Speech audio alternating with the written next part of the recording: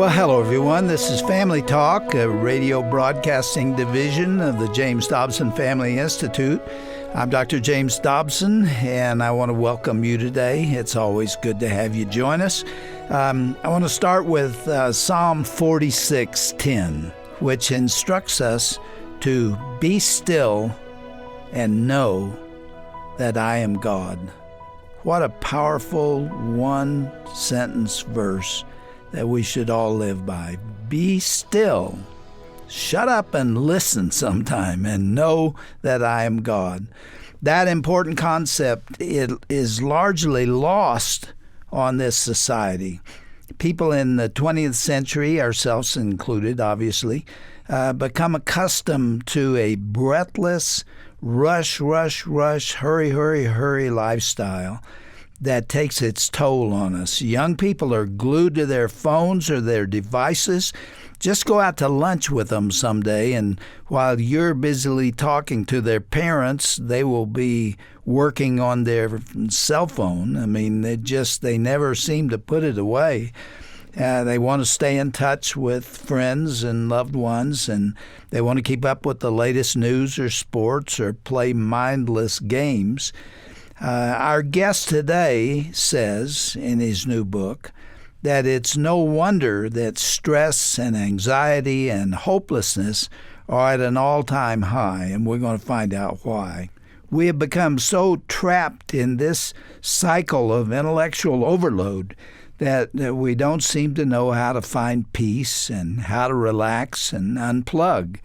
Well, we're going to talk about that cultural phenomenon with my longtime friend, John Eldredge. He's a best-selling author, and he's written immensely popular books, including Wild at Heart. I'm going to start by asking him about that one. Captivating, Beautiful Outlaw. I think I counted 13 books that he's written. There's probably more. He's also a prominent Christian speaker and counselor and lecturer. John, it is a pleasure. You've never been to this microphone, and I wonder how come. Oh, and we're right down the street. It's about time. It is. Thanks for having me. You have a ministry right here in town. We do. Yeah, it grew out of Wild at Heart, as you said, and my goodness, 20 years later, we celebrate our 20th anniversary next month. Isn't that amazing? Yes. I mean, it hit the ground right from the beginning, and you've never looked back, have you? It's changed your whole life. It has. And for those who don't know, tell us about Wild at Heart before we get to today's book. So Wild at Heart is a book for men that women love to read. Because it's a look inside men. How are we wired? What makes bringing up boys? What makes boys tick? And how differently they need to be raised than little girls. Differently they need to be educated, and it's that's almost heresy in today's world. I know. Because here's the fascinating thing: when I wrote Wild at Heart, we were at the end of the feminist revolution, right? It was the 60s and 70s, and there was gender confusion, but now it's gender collapse. 20 years later, we just had no idea what we were tapping into at the time, and now, gender is a spectrum, right? John, doesn't it break your heart to see public schools telling little kids that you can choose your gender, and if you don't like it, you can change it, and here's how to do it? You don't have boys and girls lining up separately. You don't acknowledge that there are two sexes, not one. Yeah. It doesn't matter what the Bible says about it. It's a whole new world, and it's crazy. Yeah. It's the core attack on humanity, because in Genesis 1, when we are, it says that we are created in the image of God. The first thing it says about us is male and female. He made them. So when you come after gender, when you deconstruct gender, you're actually at the core of how men and women bear the image of God. And it's devastating. The scripture you just quoted, Jesus quoted. There aren't very many that he quotes word for word in the New Testament, but he quoted that. Male and female created he them. Yes. Yeah. Its gender was crucial. We might have learned something from that. I mean, he created the universe What in the world is going on, John? Yeah. Well, as you and I know, it's a combination of the evil one trying to come in and do all the harm he can to humanity, and then you have a society that has abandoned everything it was built on. We're in the last throes, Jim. You know that. I believe that. Yeah. Yeah, which is why my daily prayers now are for revival. And we just need a massive turning to Christ to rescue where we're at. And if we don't do that, everything the Founding Fathers laid down for us, what we have been for 230 years, is essentially gone. This nation will be unrecognizable if we don't pull back from this crazy notion that everything we've thought and believed about masculinity and femininity is wrong. Yeah. It's over. Yeah. You said we were at the end of the feminist movement. I'm not so sure. I think this is part of it. Yes, I mean, it started with women being angry at men. I remember in the late 60s, there was this terrible hostility, not men for women, but women for men. Mm-hmm. And some of that is still being manifested in how we see the sexes today. Do you agree with that? Oh, yes. Now, here's the irony, is that I was raised in that home. My mother and sisters hated men. Really? Yes. And I was not raised in a Christian home. And to think that Wild at Heart came out of that upbringing is... What about your dad? My dad was a really good country man, really good country values. I believe that he knew Christ, but he married a very strong woman. And again, you know, when the 60s came around, she put the pants on in the family, and he had a drinking problem and lost a number of jobs, and he lost respect in our household. How did you survive that so well, to be able to teach men everywhere what it means to be a man? Yes, Jesus Christ is the only answer to that question. I was 19 and I was looking for truth. I was a wild kid. I got kicked out of high school.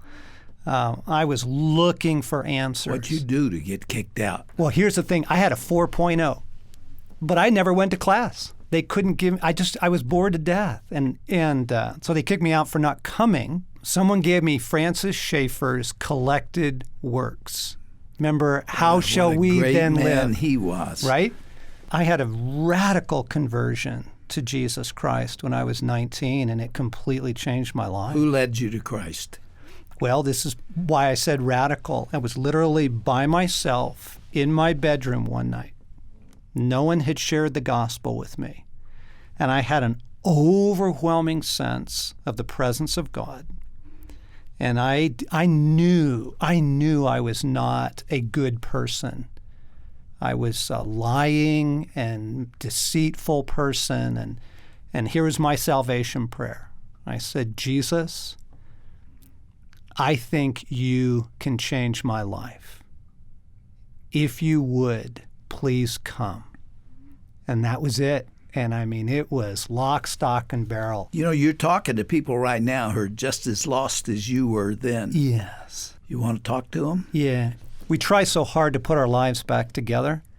We try so hard to find the way. But the one who made you knows you better than you know yourself. And he is the one. I've come to heal the brokenhearted, he said, and set the captive free. He can put your life back together, and he can get you on the right track if you will give your life to him. It's all it takes. Just open your life to the rule of Jesus, and he will do fabulous things with your life.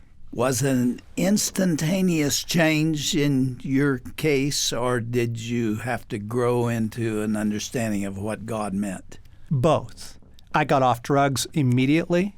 I was off alcohol immediately. So that was pretty stunning. You were into both. Oh, yeah. It was a massive intervention in that regard. But then, and here's the beautiful thing, that our across the street neighbors had been praying for our family for years. Really? Yeah. I was the last person that they thought would come to Christ. They thought it would be one of my sisters. And she was talking to me one day, and she was sharing something of her faith with me. And I said, well, I know Jesus. And she said, well, come to church with us. So I went to Sierra Madre Congregational Church. Man. Remember? My church was just right 2 blocks down from the there. road from you. And so then I needed the Bible instruction. I needed discipleship. I needed people to come around me and show me how to walk with God. Did you go to a Christian college? I did not. I went to Cal Poly for my undergrad, but then I did my graduate work with Larry Crabb at Colorado Christian. Yeah, and got my counseling degree there. Well, let's go to the book Wild at Heart again. We're not here to talk about that today, but who cares? That is a great book that ought to be read by every man out there and every woman. Women need it as much as men, especially today, where men are not only confused, but their wives are too. Yeah. What's wild about men? Look at boys. They don't like to sit down. They don't like to stay down. They want to climb. They want to run. They want to go. And they want to go, go, go, go, go. And you have to bless that and say, I have a different creature on my hands here. Right, and for example, in public education, the educational model fits young girls perfectly. Yeah, it just doesn't work very well with boys. No, and so what we do is drug them. Then, right, it is because we think something's wrong with them, and I'm trying to say, no, there's nothing wrong with them. They're just wired differently. They learn differently. They learn by doing. Right, and you got to get them involved in things, and so there's a wildness there. Not in terms of morality or that sort of thing, but there's a fierceness. Let's try that word. There's a fierceness in men we want to bless. We want valiant men. We want brave men. And if you want those qualities in men, you've got to nurture them in boys. You've got to bless his desire to ride his bike with no hands. You've got to let him jump off the balcony onto the trampoline. You have to encourage that risk-taking. There's a lot of fun in looking at the comparison between girls and boys. If a girl falls on a bicycle and hurts herself, she will never make that mistake again. She's only going to do that once. She finds out that doesn't work, and she doesn't do it twice. The boys will say, it was bad luck. Yeah. They go back and do it again. Yeah, over and over. And those scars for a boy, those are badges of honor. That's right. You get little boys together and they'll start showing, this one I got when I fell off the tree fort, and this one I got, there's a pride to it. You still have gatherings to bring men together to learn about what it means to be a man, to understand what Wild at Heart really means. Yes. But the federal government also has a program based on your book. Yeah, we are in so many prisons, Jim. It's incredible. So many correctional facilities use Wild at Heart with their men because it works. Because one of the things about Wild at Heart, and this goes back to my alcoholic dad, I had a very deep father wound. And I needed God to come into that woundedness and help me forgive him and to father me when I was relatively fatherless. That is to a person. You know the stats. The majority of young men incarcerated in any sort of facility are fatherless. They don't even talk about them. That's the issue. And so they'll use Wild at Heart in those programs because it brings healing to that father wound. It helps them forgive, and it helps them find God as a good father who loves them, won't yell at them, won't beat them, won't turn them out. And they get hooked up to that. That'll change your life. John, you write often and continue to speak often on that father wound. Put flesh on those bones. Explain, what is that father wound? Well, this is an amazing thing. Gender identity is actually bestowed by the father for both boys and girls. So mother bestows things like value and unconditional love, okay? But the little boy looks to the dad with one question: do I have what it takes? Will I be a man? Am I strong? Am I brave? Am I true, Dad? Did you see that, Dad? Were you there when I hit the home run, right? Did you come to my, come to my practice? Were you there at choir when I won the award? He looks to his dad for what we call validation. I love you and I'm proud of you. Now, here's the fascinating thing. You know who also heard those words? Jesus Christ, when he was baptized. Yeah. The Father said, I love you and I'm proud of you.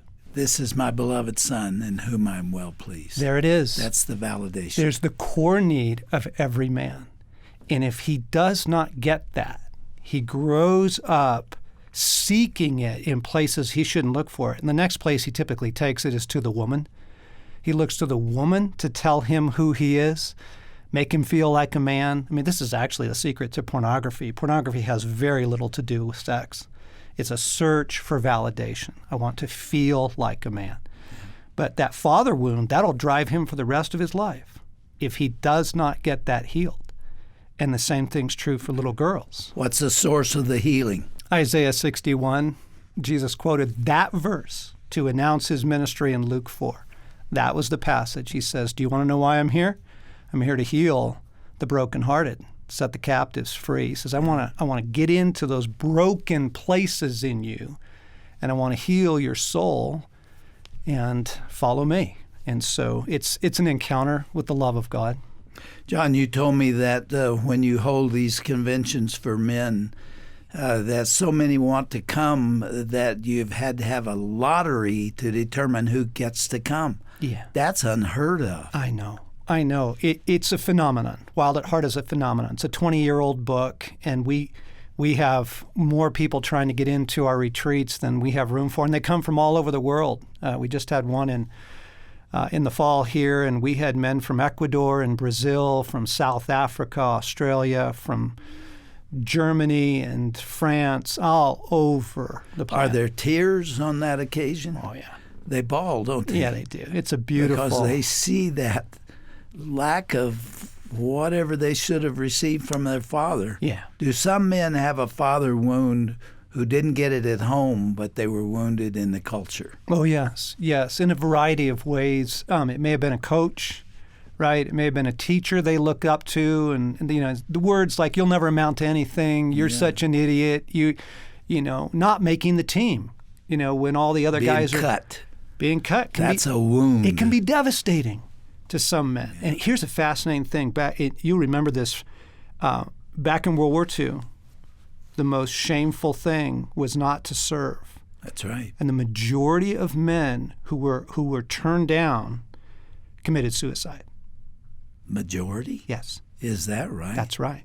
Because of the shame that you are not man enough to take part. That's sad. They couldn't go John. back to their communities sad. and face themselves, right? You see how core that search for validation is for a man.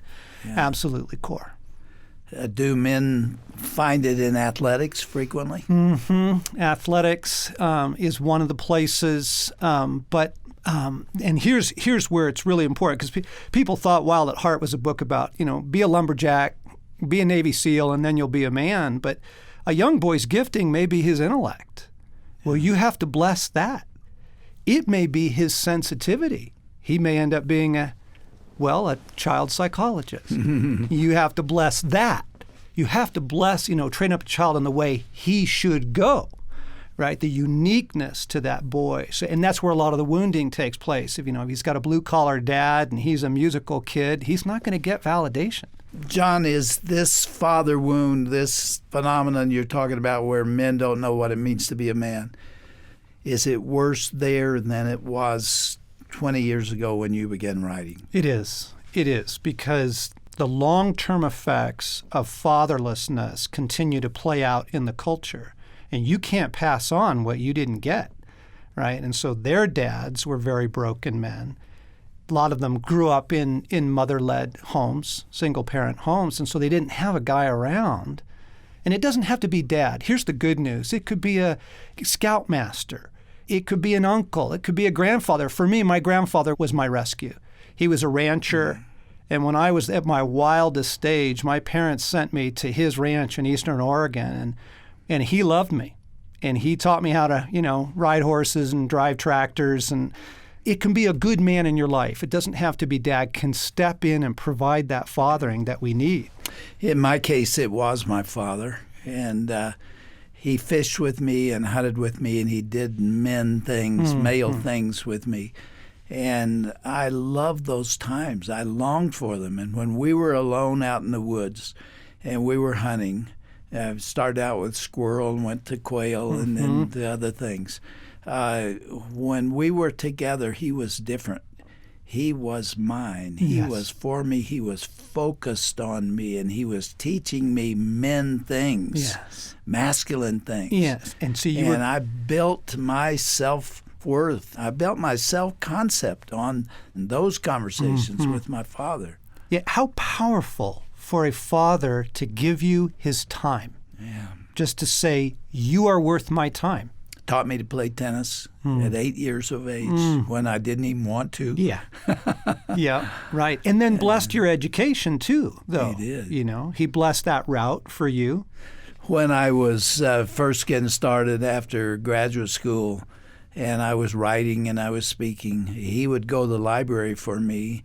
And in a weekend, he would read 8 or 10 books and come back and summarize them for me and tell me which ones I needed to read. I mean, I can't tell you what that man did in my life, and people are probably tired of hearing me talk about it. But it was a quintessential masculine son relationship that shaped my life. Yes, right. And you credit your impact to him. I do. A lot of what I say today is quoting him. And in my case, I was able to forgive my dad and lead him to Christ. Did you? Yeah. And I remember the day he called, he had lost all contact with my sisters. They didn't want anything to do with him. He called me one day and he said, I just want to say I'm sorry. And I was able to say, oh, Dad, I forgave you years ago. Was he still drinking Let's then? talk. He was. All his life. Most, yeah. And then the Alzheimer's kicked in and, all that hard story. Yeah. But he trusted Christ with his life, and I know he's well now. You're going to see him again. Yeah, we are. Yeah. What kind of mother did you have, John? Well, she was the feminist. She was, she actually... With all that means? Every bit of it. I was a latchkey kid.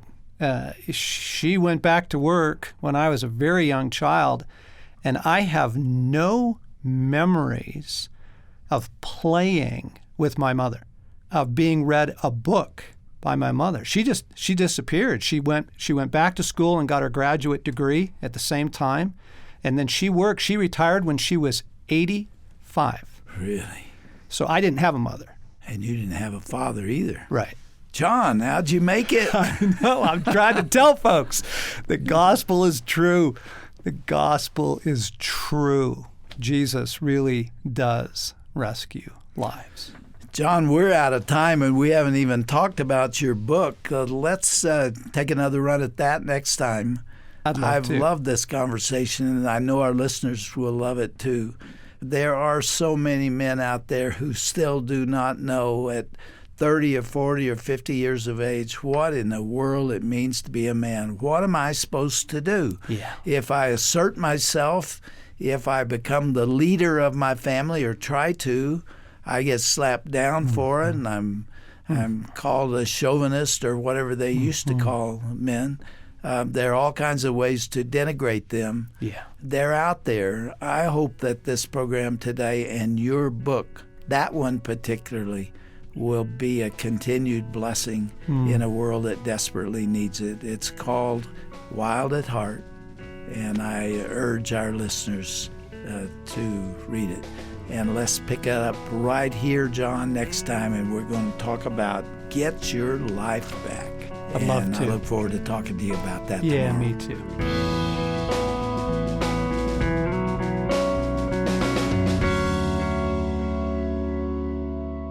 You've been listening to Dr. James Dobson's fascinating conversation with author John Eldredge here on Family Talk. John's popular work, Wild at Heart, remains an encouraging resource for young men and boys today. Visit our broadcast page at drjamesdobson.org for more details about John's ministry and his book, Wild at Heart. Again, that's drjamesdobson.org, and then tap onto the broadcast page. Well, that's all the time we have for today. Be sure to join us again tomorrow as Dr. Dobson will focus on John Eldredge's newest book, which is called Get Your Life Back. Their conversation will highlight our need to slow down and experience God, especially in this fast-paced society. It's an enlightening interview you won't want to miss, so be sure to join us tomorrow for the next edition of Family Talk. I'm Roger Marsh. Thanks for listening.